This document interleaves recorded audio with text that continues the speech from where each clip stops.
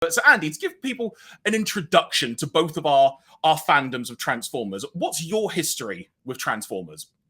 Yeah, so I because I knew this question would come up, I sort of like spent some time like trying to think about it and figure it out because I was like 5 years old at the time, so it was like what 15 years ago, something like that. A little bit longer maybe. But yeah, because I mean I think my actual starting point for Transformers was actually like the Marvel UK comics, because like basically when I was a kid, like my mum worked night shifts at the weekends, and so like on the Sunday morning after her night shift, she would stop at the local newsagent, buy a paper for like her and my dad, and then would usually just buy something for me, like maybe it'd be a book, maybe it'd be a comic, maybe it'd be a little toy or something, just a kind of little trinket to kind of keep me occupied of a Sunday, while kind of Sunday roasts were being cooked or whatever. And most of those things were just kind of like ephemeral throwaway things that I'd read, I'd like enjoy for maybe an hour or so, and then I'd be done with it. But one week she came back from work and from the newsagent with issue 30 of the Transformers UK comic, Decepticon Dam Busters, which actually ties into some of the stuff that happens in these episodes that we're talking about, funnily enough. And I still don't really know exactly what it was, but I was just like gripped by this. Like I read it and then I read it again and then I read it again. And I kind of kept going back and looking at the pictures and kind of, just rereading it, looking through the whole thing. And like, it was pretty clear from the outset to my parents of like, oh, like something is like caught here. And so, of course, like the next week, she bought the next issue rather than getting me something else. And then, like, I think it was issue 32 where the cover was just Grimlock in his dinosaur mode with a bunch of flames. And like 5-year-old me was like, oh my God, this is amazing. Like, it's a dinosaur that's also a robot and there's fire. Like, what more could a 5-year-old ask? And so that was kind of my starting point of, I ended up just getting like a subscription with your local newsagent for the comics. So I got that every week and like, carried on with that for years. Like I've got a good 200 plus issues of that kicking around in my house somewhere. And so the other stuff kind of came sort of secondary to that. Like I don't recall, I'll probably remember when we get to those episodes on this podcast, but like I just randomly caught like one of the season 1 episodes on Timmy Mallet's Whack-A-Day. If you are a UK listener of a certain age, you will know immediately who Timmy Mallet is and be like, oh yeah, sure. If you're not, you'll be like, what did that guy just say? Of all the callbacks I was not expecting today, that was one. Because that was that was where the Transformers cartoon lived. Like it was kind of spliced into Mallet's Mallet and all of that stuff. And so like I recall, I don't know how many episodes I actually ended up watching, and I suspect it was that typical kind of cartoon thing of the time where they just sort of kept rerunning episodes, because I feel like I never really got to see that many episodes, certainly beyond like season 1. I think everything that I watched like subsequent to that was just like random VHS tapes in your local video rental store and that kind of thing, because there was never really a regular kind of slot that I remember of just like, oh, this is where I go to watch the Transformers cartoon. So yeah, that was kind of how I got into watching the actual cartoon. And then obviously like the toys were an inevitable follow on. Like Thundercracker was the first Transformer that I ever owned. And I still think he's pretty cool.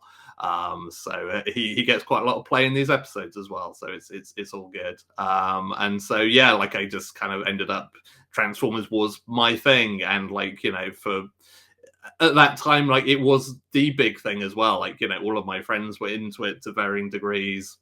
And so it was that constant sort of like, you'd go around your friend's house and be like, oh my God, how did you manage to get this Transformer? Because I've never seen it on sale anywhere, etc., etc. And so, yeah, there was a whole lot of that. But yeah, comics were the starting point, and then it was kind of the toys and the cartoon from then on. And I still, to this day, like I still think the Transformers comics are some really fantastic kind of pieces of fiction, especially as it got kind of deeper into its run. It started doing some really smart stuff with time travel, especially once it kind of added in the movie characters, and actually had some really pretty deep storylines that I suspect some of which flew over like 5-6-year-old me's head. It is very interesting in a way how our our path to becoming Transformers fans is similar but different, because my earliest memory is the cartoon. That's what I saw first. And I don't recall exactly which episode it may have been, but I just recall loving the fact there was, like you said, a dinosaur robot. Anything that has dinosaurs when you're a kid is basically gold. It just is, quite frankly. So I was really attached to seeing the Dinobots and whatnot. That's really what drew me in. I want to say it may have even not been until season 2 that I really like discovered and followed, in inverted commas, the Transformers, because when you're a kid, when you see it on TV, you just start watching it. And then when it came to the toys, I don't remember what my first one may have been, but I'm leaning towards it either being Jazz or Starscream, which might play into why this podcast is called Starscream's Ghost. But quite frankly, as we're going to talk about in a few moments when we get to these initial episodes, Starscream, it turns out, is a lot of reason for why this story even happened, quite frankly. Yeah. I'd forgotten just how much of an idiot Starscream is from literally like minute 1 of episode 1. It's like just right out there from the front. It's like, oh yeah, you're kind of a moron. But when it comes to the comics, because when I was younger, for want of a better way of putting it, I had some learning difficulties when I was younger. That's just the easy way to sum it up. So I didn't necessarily read a heck of a lot, if much at all. So I took things very much in the form of like a visual medium like television or games. That's really how I process things like that. So I really didn't start reading comics until much later in my childhood. So I was completely unaware of Transformers comics. And then over the years, we've had many conversations about just how deep the Transformers comics got and whatnot. And I think even at one point you mentioned that there were effectively 2 different runs of Transformers comics happening at the same time, right? Yeah, well, it was always the weird thing because like the Marvel comics had the US run and the UK run. And so the US comics ran fortnightly, I think, but like the Transformers UK was weekly. And so like once they burned through the initial issues, which was basically like the whole origin story that is kind of on the episodes we're talking about, obviously they just had big gaps to fill. And so, they hired UK artists and writers to fill those gaps. And it turned out that the UK was kind of getting the quality content really, because the US comics were very much just kind of toy of the week. Who do we need to sell this week and write the storyline around? And it was all kind of relatively basic, whereas the UK guys just had a bit of a free reign to be like, hey, look, here are these characters, here's this whole cast, you can do whatever the heck you like. There wasn't a whole lot of like oversight on it, as I understand it, from Hasbro. So they got to play with sort of the lesser characters that maybe the comics otherwise wouldn't care about, and they just got to basically do what they like. They just had the whole toy box to mess with. And so I think it always ended up being kind of story driven first, rather than we need to sell more Dinobots this week, so please put more Grimlock in your story, kind of thing. So I guess some of the immortal questions that people always ask when you're like a proper old school Transformers fan is, did you have an Optimus Prime? Oh yes, yeah. That was one of the first Transformers that I got. I think that was really like, wow. That was like a birthday or Christmas present, I think. So I think that might have been like my big Christmas present, the first Christmas I was a Transformers fan. So I think Thundercracker might have been a birthday thing or something. And yeah, like I think that was probably the year where like, it was kind of the Buzz Lightyear or whatever of its time, where it's just like that was the must-have toy of like, you've got to have an Optimus Prime.